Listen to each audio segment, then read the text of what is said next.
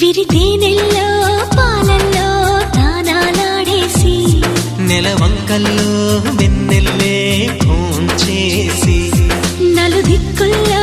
చుక్కల్లే చిలకలు చుట్టేసి చిలకే కొరికి